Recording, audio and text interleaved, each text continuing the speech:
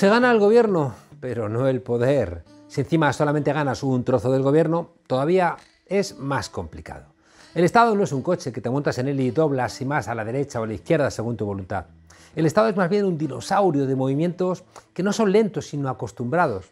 Puedes dar un coletazo rápido y organizar una guerra en 2 meses o mandar a los antidisturbios a solventar cualquier tipo de huelga, incluso general.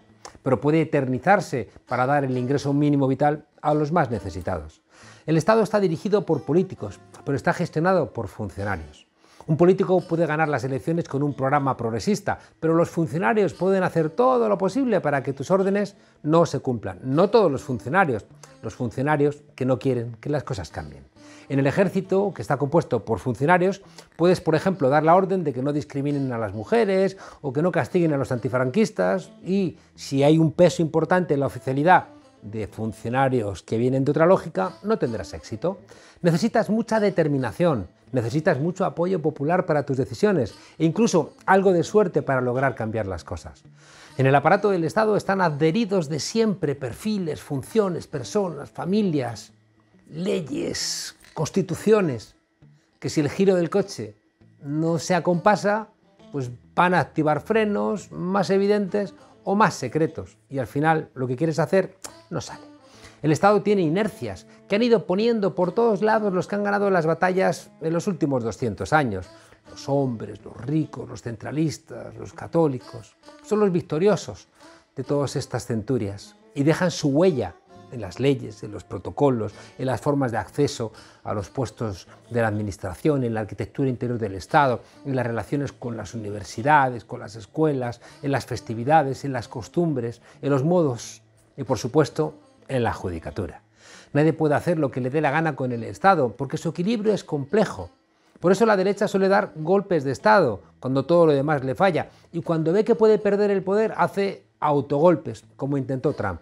Su principal herramienta ahora mismo es el lawfare, el uso abusivo del derecho, que castiga siempre a los adversarios políticos de la izquierda. Si pueden, les encarcelan, les inhabilitan, les multan, les matan civilmente. En América Latina les matan físicamente. En cualquier caso, siempre con el lawfare intentan denigrar públicamente a los adversarios, porque los medios de comunicación en manos de los poderosos son las herramientas que usan las élites para convencer a las mayorías populares de que los suyos son sus enemigos. Al final resulta que las víctimas odian a su propia gente y adoran a sus verdugos. Pero eso no pasa siempre, ¿eh? No siempre ganan las élites, no siempre les salen las cuentas y no siempre son capaces de meternos miedo. En España hay varios millones que votan una fuerza electoral que ha perdido todo tipo de miedo y que además está en el gobierno. Todos los días, medios y jueces intentan llevar a la gente de Unidos Podemos al paredón, pero nos fusilan mal, porque no se dan cuenta de que venimos de una tradición donde si te quitan de un lado, continúas la lucha en otro, y que si te caes, te vuelves a levantar, y que si te caes del todo, otro va a ocupar tu lugar. Es así que sabemos que estamos en el lado correcto de la historia, y eso nos llena de fuerza. Un lado de la historia muy lejos de los corruptos de la derecha, de los fascistas de la extrema derecha, de los sin sustancia de los mercenarios y también de los que tienen fallas en su empatía o terminan venciéndoles el miedo. Porque sabemos de dónde venimos y sabemos que porque fueron, somos. Bienvenidas a la frontera, desobedientes. Que la tierra te sea leve, mi general, hoy más que nunca. Inchaurrondo en nuestro corazón, descansa en paz. Así despedía el pasado sábado Macarena Olona de Vox al hombre que el 26 de abril de 2000 fue condenado por la Audiencia Nacional a 71 años de prisión por secuestro y asesinato. Entre el aluvión de críticas que recibió cabe destacar un tuit de Maider García, hija de Juan Carlos García Goena, asesinado por los GAL hace más de 30 años. En el mensaje invitaba a la portavoz de Vox a conocer la historia de su padre. Su único delito, ser vasco y vivir en el sur de Francia. 34 años después, la familia sigue sin saber por qué ni quién asesinó a una persona que nada tenía que ver con ETA. Un crimen que contempla el mosaico entero de la llamada cuestión vasca. Nacionalismo, autodeterminación, violencia, una complicada historia que arranca en el siglo XIX y que aún sigue generando controversia en nuestros días. La cuestión vasca es el hilo argumental de un libro que ofrece soluciones a este conflicto a través de las miradas paralelas de Joseba Azcárraga y Javier Sádava. Y para hablar sobre el tema nos acompaña hoy su autora, María del Olmo, historiadora y directora del Archivo Histórico Provincial de Alicante, y uno de los protagonistas, Javier Azcárraga, portavoz de SARE. Buenas noches y bienvenidos a nuestro programa. Dejadme arrancar preguntándoos, la cuestión vasca ni empieza ni termina con ETA, Joseba. No, la cuestión vasca, y yo más que hablar de cuestión vasca, de problema vasco, como muchas veces se denomina, yo hablaría del problema español de falta de solución a un problema real, un problema político que es el problema vasco, o en su caso el problema catalán, lo que fue, ¿verdad? Pero en cualquier caso, lo que es la cuestión vasca o el problema español sobre la cuestión vasca, bueno, radica de muchos años atrás y en todo caso ETA ha sido una consecuencia, yo diría negativa, de este problema vasco y que ETA simplemente es la expresión de una serie de gente en diferentes etapas, desde el año 58 hasta hace 10 años, en las que a través de la vía armada intentaron buscar una solución a ese problema. Eso ya ha terminado y el problema vasco continúa existiendo, con lo cual estamos ante un problema político que exige de soluciones políticas. Quizá por eso le ha preocupado más, María, al Estado español, más la fortaleza, ¿no?, de una ideología independentista que la propia violencia. Sí, la verdad es que eso se ve muy bien a lo largo del libro a través de la biografía de Joseba, como la preocupación fundamental ha sido la lucha contra el independentismo, más que el tema de ETA, que ha sido como la excusa que ha servido y que sigue sirviendo una vez desaparecida para seguir peleando con una situación que, como se ve, no se resuelve por las vías que se han ido tomando para resolverlas. En el País Vasco no hay un solo relato del tuit de Maider García, ¿no? No, claro, es que ese es el problema, que se habla de la violencia y la violencia es la violencia de ETA, la violencia del GAL y del todo el terrorismo de Estado y de todos los grupos de ultraderecha que ha habido a lo largo de los años, esa no se reconoce. Bueno, Joseba lo puede decir mejor, y esa conciencia de víctimas hacia ellos no existe. Yo creo que es una de las grandes deudas que tenemos en nuestro país de su historia reciente, es esa, el conocimiento de las víctimas del terrorismo GAL. Pero bueno, Joseba. Bueno, cuando en la prisión, en las puertas de la prisión de Guadalajara, todo un presidente de gobierno y con algunos ministros va a despedir, porque entraban a pasar unos días de prisión en la cárcel, a los autores políticos del terrorismo de Estado, como era Barrio Nuevo, como era Rafael Vera, pues es todo un ejemplo del concepto que algunos tienen sobre el terrorismo, ¿no? Ese concepto de terrorismo bueno es el que utilizó el general Galindo, al que has hecho referencia al inicio de este programa, o el terrorismo malo, el que pudo ser utilizado en momentos determinados por la organización ETA. Cuando eso se hace de esa forma, vamos muy mal porque yo diría que es muchísimo más grave, muchísimo más preocupante el terrorismo que surge del poder, de los órganos de poder, de la policía, de la Guardia Civil, y ya no digamos de todo un gobierno, que aquel otro terrorismo que también es absolutamente negativo, pero que es utilizado por una organización, bueno, que se ha creado para eso, ¿verdad? Ya.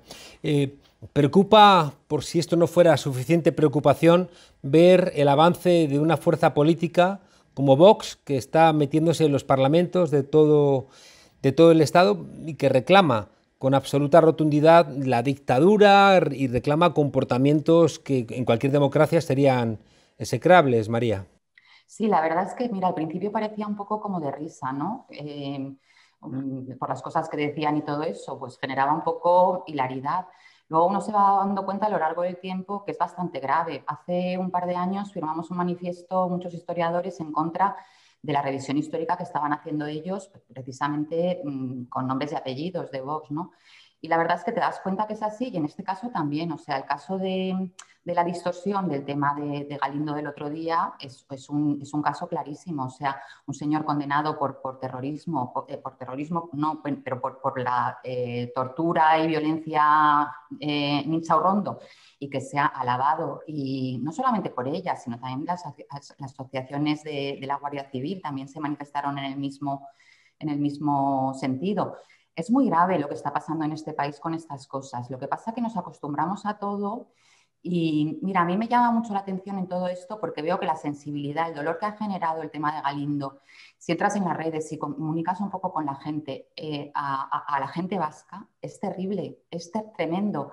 Y ver a mujeres como ellas, como Maider o como Pili Zabala, responder con la entereza con la que responden y con la altura moral con la que responden, mientras se consiente que esta gente se manifieste en esos términos y que la indiferencia del país y la sociedad, el silencio ante todo esto, para mí, clama al cielo.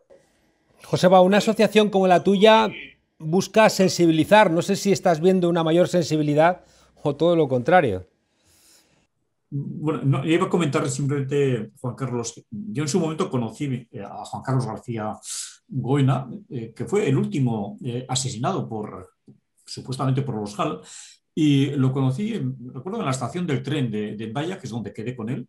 Él me pidió que le ayudase porque él se había marchado simplemente porque no quería cumplir el servicio militar. Él no estaba dentro de la organización ETA. Él se había marchado por no cumplir el servicio militar. Era insumiso a aquel servicio militar. Yo intenté hacer unas gestiones, hice unas gestiones rápidas, pero en el transcurso de 10 días, desde que me reúno con él hasta que lo asesinan, en ese transcurso, bueno, no pudimos avanzar más y desgraciadamente lo que son las cosas, ¿verdad? Al cabo de un mes recibo la notificación del gobierno en el sentido que ya estaba en trámite la solución de este problema y que podría volver. O sea, no se habían dado cuenta que lo habían asesinado ya, ¿no?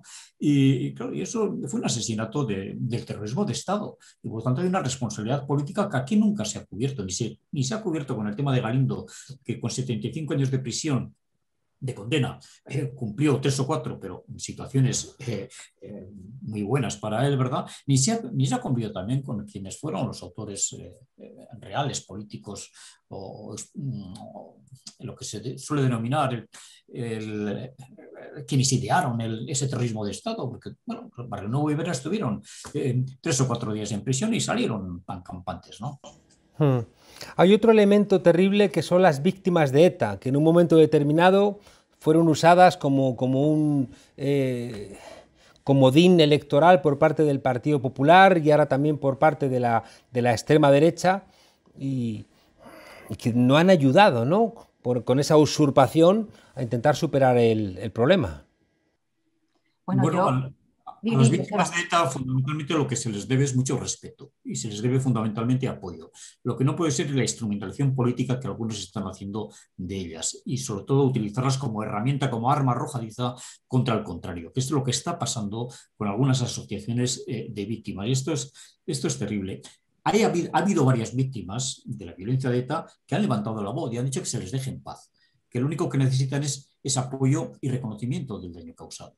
Por lo tanto, yo creo que poco a poco se está desmontando la idea y el objetivo de algunos partidos políticos en los cuales hablan de ETA como si ETA estuviera bien activo. Parece que echan de menos que ETA haya desaparecido y hace ya una serie de años. ¿Por qué? Porque ETA les ha servido para un roto y para un descosido. ETA les ha servido siempre como pantalla de todos sus chanchullos, de todas sus corruptelas y sobre todo también para arremeter con el nombre de ETA contra el gobierno, cualquiera que haya sido este gobierno en cada momento, ¿no? Por lo tanto, esta es una situación absolutamente absurda en un país, en un Estado que se dice democrático y de derecho. Esto simplemente es una perversión del juego político y que hay que denunciarlo. Yo incidiría un poco en lo que has dicho, Joseba, es verdad, pero sobre todo por el cambio que se ve últimamente de la cantidad de víctimas de ETA que se están queriendo desvincular públicamente de toda esa instrumentalización. Y en los últimos meses ha sido ha salido varias veces en las noticias.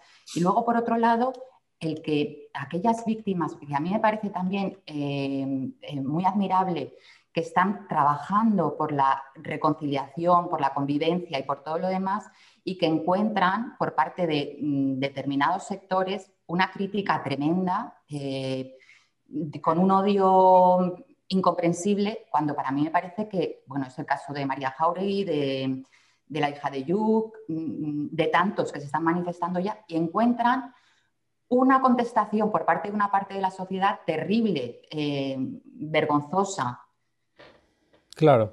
Luego, Joseba, además, que forma parte de lo que tú estás trabajando, este uso abusivo, ¿no?, del dolor de las víctimas como si perteneciera, ¿no?, a un partido político, tiene otro reflejo en una suerte de posición de venganza contra los presos y contra las familias de los presos, que impide que se aplique incluso el Estado de Derecho.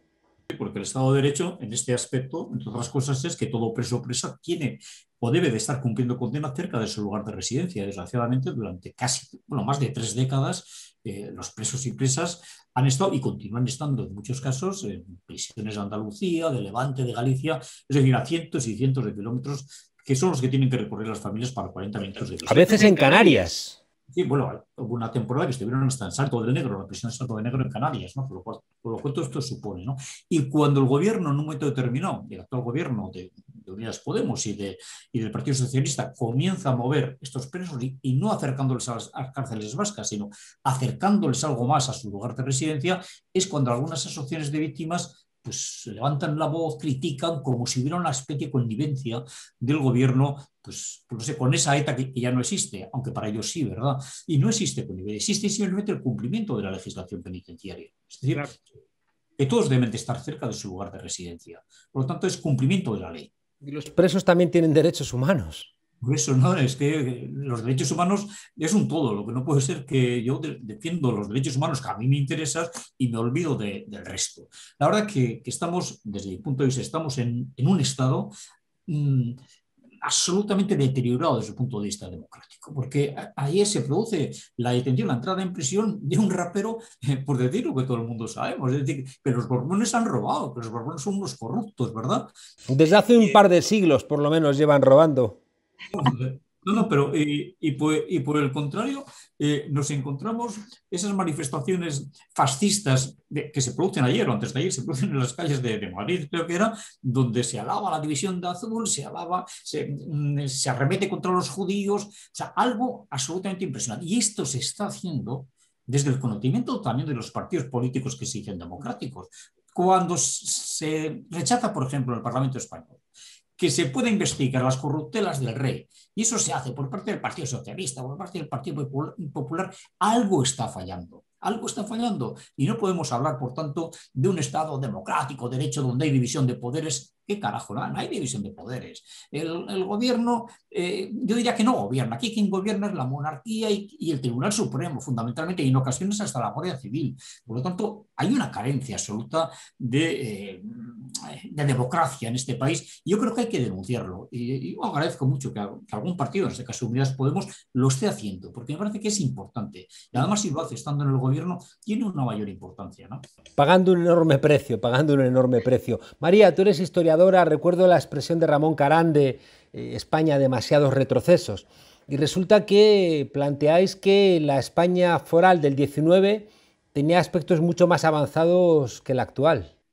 Bueno, la España foral y la España de hace 40 años. Juan Carlos, yo creo que a los extremos que se está llegando este país, la gente que salía en el momento de la caída de Franco y de la apertura, no podía imaginarse que nos fuéramos. Yo por lo menos esa parte no la viví, pero lo que he vivido a lo largo de los años de democracia y lo que está pasando ahora, a mí me parece absolutamente increíble. Yo no doy crédito que esté pasando lo que está pasando y que en un país tan extraño se tolere con total indiferencia todas las manifestaciones franquistas más radicales, se les ponga una alfombra a los descendientes de Franco, se les pague por todo lo que han hecho por el Pazo de Meirás y luego se sea tan intransigente con otros temas y con otra gente, ¿no? Pues lo de Pablo Hasél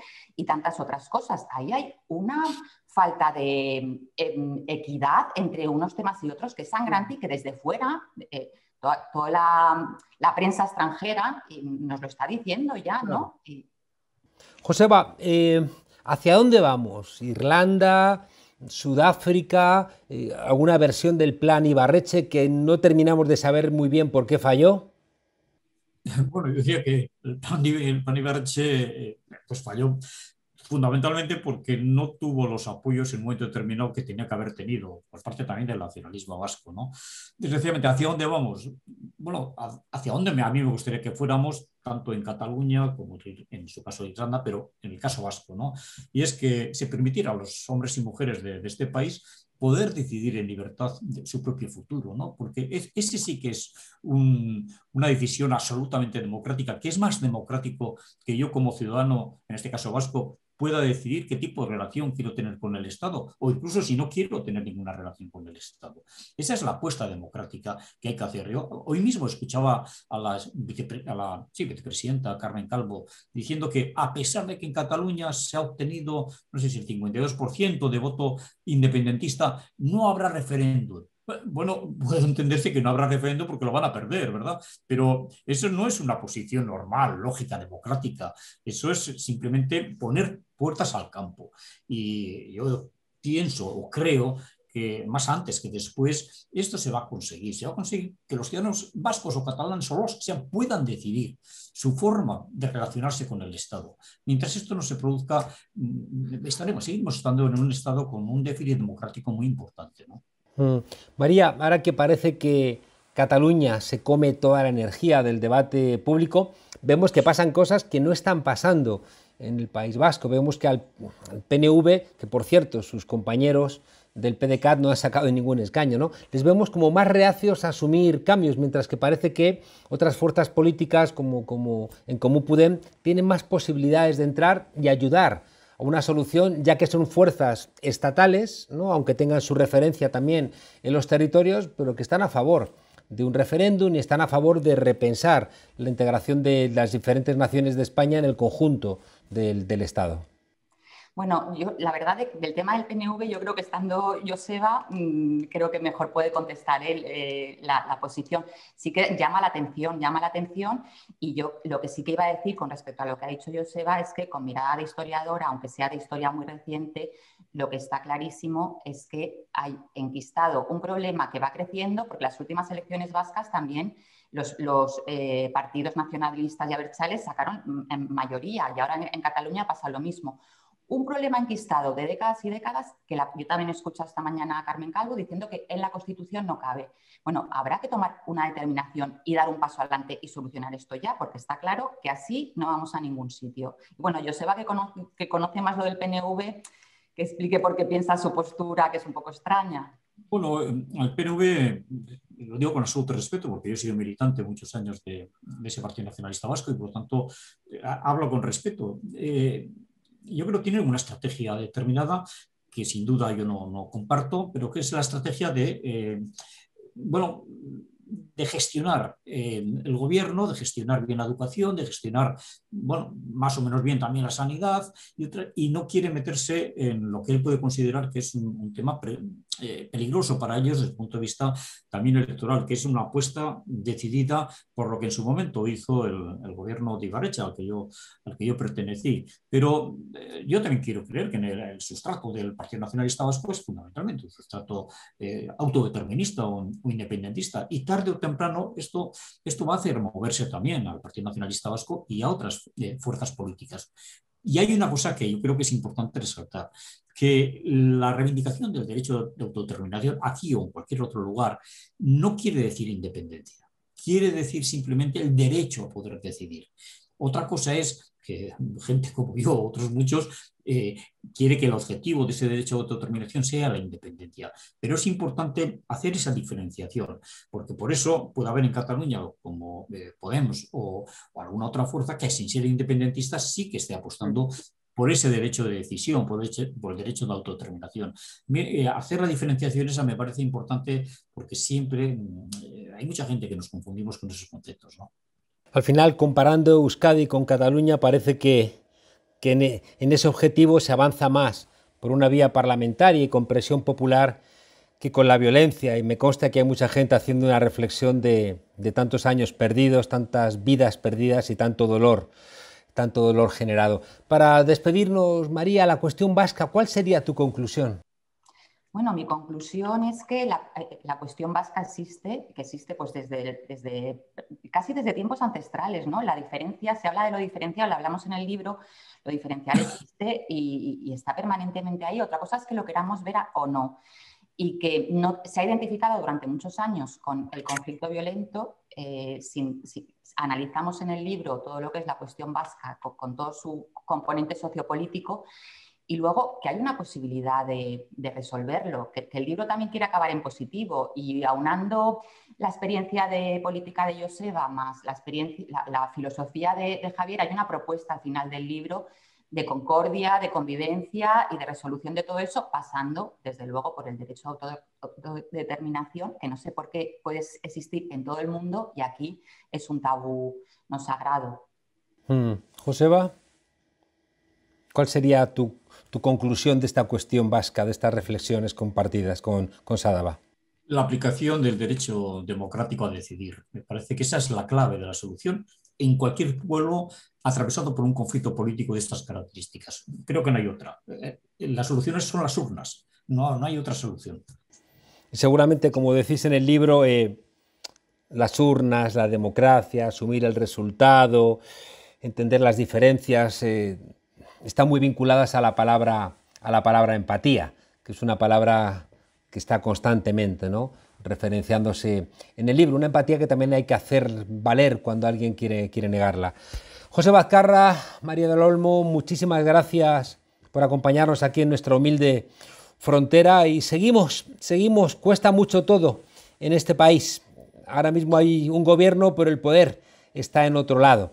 Pero yo soy optimista y creo que poco a poco se despliega la conciencia.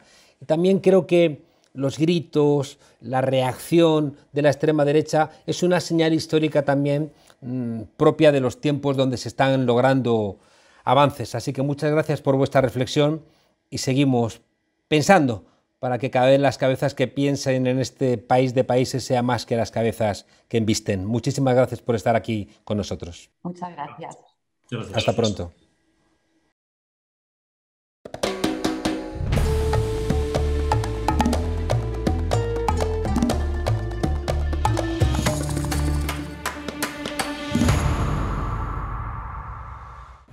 ¿Qué tal, Juan Carlos? Acá estamos desde América Latina informando sobre tantos acontecimientos importantes, siguiendo por supuesto de cerca lo que pasa en Ecuador de cara a la segunda vuelta, pero hay que mencionar que murió el expresidente Carlos Menem a los 90 años.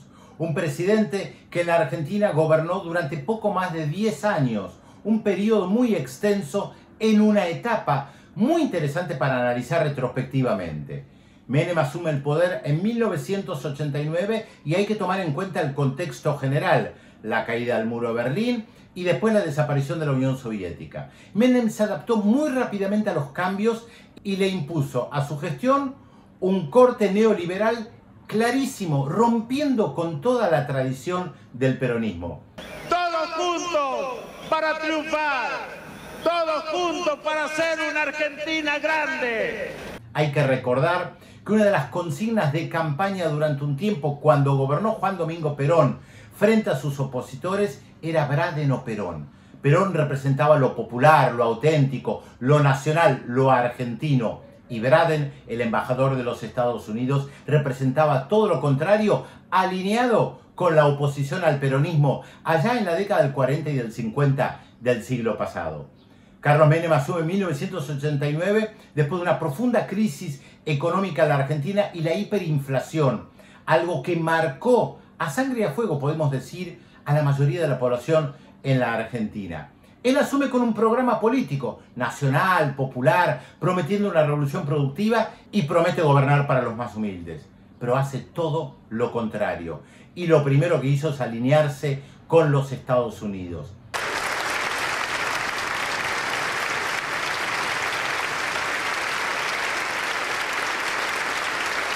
De hecho, es muy recordado el recibimiento que tuvo Carlos Menem como presidente en el Congreso de los Estados Unidos, aplaudido a rabiar por los congresistas que estaban ahí. Claro, lograban que un dirigente peronista abrazara al credo neoliberal y en vez de oponerse a las políticas imperialistas de los Estados Unidos, se sumara a ellas.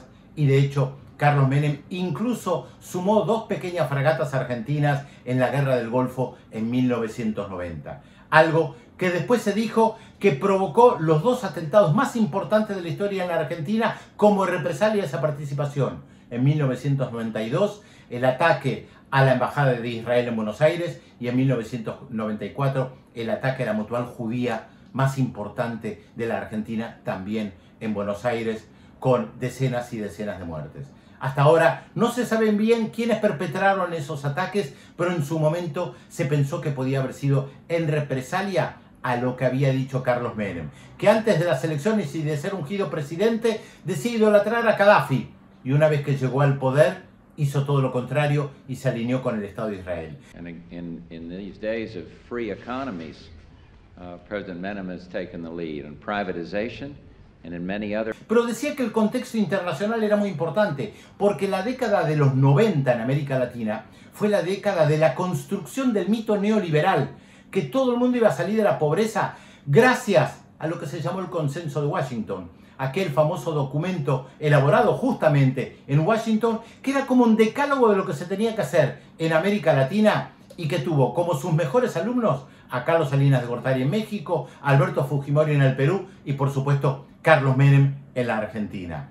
Pero él fue el que implementó el Consenso de Washington más a fondo, privatizando prácticamente todo lo que se podía privatizar de las empresas públicas, incluida la Empresa Nacional del Petróleo, algo que no se atrevieron ni siquiera en países como México, como Perú o como Brasil.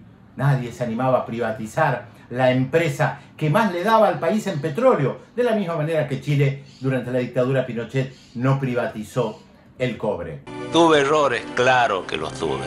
Sin embargo, la consigna era, Menem lo hizo. Efectivamente, demonizó los sindicatos, destruyó gran parte del aparato productivo, llevó adelante que los servicios fuera considerado lo más importante, combatió el sindicalismo, combatió a la clase obrera, demonizó todo lo que significaba el espacio público, desmanteló gran parte del Estado y además, para quedar bien con aquellos que lo habían metido preso durante la dictadura, los militares, logró a través de un acuerdo con Raúl Alfonsín, el expresidente, un indulto muy importante para la cúpula de los militares. Aquellos que dicen que es inconstitucional y hacen una serie de reflexiones sobre el tema, y bueno, nos pongamos de acuerdo y le saquemos esa facultad al presidente en la próxima reforma constitucional. Pero constitucionalmente la medida es irreprochable. Por eso los organismos de derechos humanos lo combatieron a Carlos Menem, y también hay que tomar en cuenta que sus embates a la educación llevaron también a que los docentes salieran masivamente en la Argentina a luchar en contra de Carlos Menem. Un hombre muy popular que asumió en democracia y entregó el poder en democracia 10 años después, en 1999, y que se postuló nuevamente en el 2003. En su momento, después de la crisis de 2001, salió como primera minoría, pero no se animó a competir con Néstor Kirchner para ver quién podía ganar las elecciones en el 2003. Ya había pasado su época de mayor popularidad, de encanto, de seducción de las masas, y lo que había prometido no se había convertido en realidad. Por eso en el año 2003, Carlos Menem se retira de la segunda vuelta y deja el camino abierto para que Néstor Kirchner llegue a la presidencia. Sus últimos años los pasó como senador, oscilando entre apoyar algunas medidas que tomaba el gobierno de Cristina Fernández y un alineamiento con el sector más de derecha del peronismo. Ese peronismo que ha sabido albergar a tantas figuras políticas tan diferentes, más hacia la izquierda, más hacia la derecha. Menem osciló permanentemente, mientras fue gobernador de su provincia de La Rioja, o mientras acompañó a Perón, o mientras estuvo preso. Tuvo unas posturas. Después, cuando asumió como presidente, se alineó claramente con las políticas neoliberales. Y probablemente eso sea lo que más recordarán en la Argentina y en América Latina. Hoy ha sido el entierro de la sardina, el día en que don Carnal deja paso a doña Cuaresma. En el Partido Popular habían pensado enterrar las raspas de Casado tras las elecciones en Cataluña, pero al final han pensado en algo más rentable. Por ejemplo, poner a la venta su sede de la calle Génova. Algo más sagrán habrán pensado, y además, ahora que ya no está Bárcenas para repartir sobrecitos. La decisión, dicen, está tomada, aunque yo creo que alguien la ha tomado por ellos. Su sede histórica, su sede nacional, tiene que desvincularse de la corrupción. Me recuerda cuando el conde Drácula dejó su sede en Transilvania, aquel castillo, y se mudó al centro de Londres. Aquello terminó en película de Francis Ford Coppola. ¿Quién rodará la película del PP? Ali Baba dejó también la cueva y se mudó, dicen, a Wall Street. Allí, junto a aquel toro, seguramente se encuentra con algunos que dicen, es el mercado, amigos. En fin, que ya me estoy imaginando a Iker Jiménez mandando un equipo de cazafantasmas a Génova 13.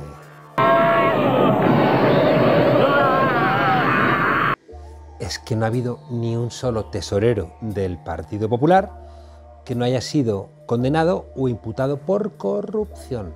Naseiro, Nos, Púnica, Gürtel, Lezo, Kitchen.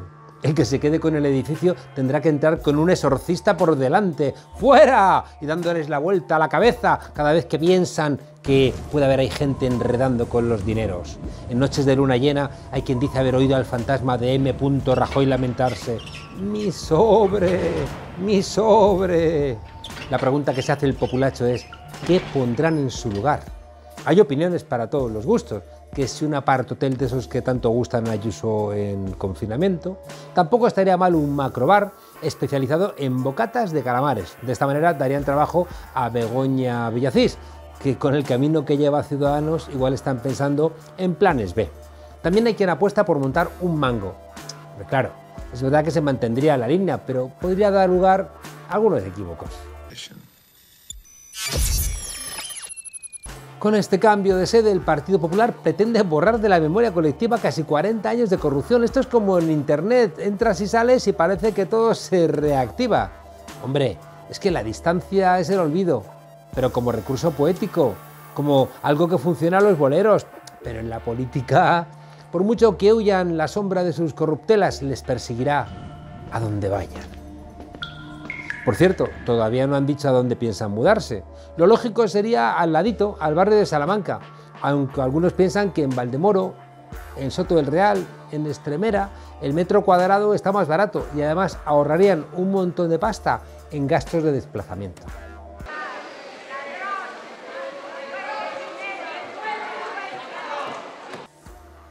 Cambian de logo, cambian de discurso, cambian de sede. Hombre, pero os quedáis con el mismo aspecto de amigos de lo ajeno. ¿Por qué no probáis alguna vez a cambiar de actitud? Si es que lo dice Quevedo en el Buscón, que no cambia su suerte, que muda de lugar, pero no muda de vida y de costumbres. Esa sería una opción más creíble para la ciudadanía. Cambiar de sede no es más que la enésima huida hacia adelante. Yo no tenía nada que ver con los de antes. A lo mejor lo hacen porque siempre es mejor vender ahora y llevarse 40 millones que esperar un poco más y que les desahucie directamente Santiago Abascal. Por cierto, a ver si contamos la verdad, porque en verdad no venden la sede para dejar atrás la corrupción, porque eso es una estupidez.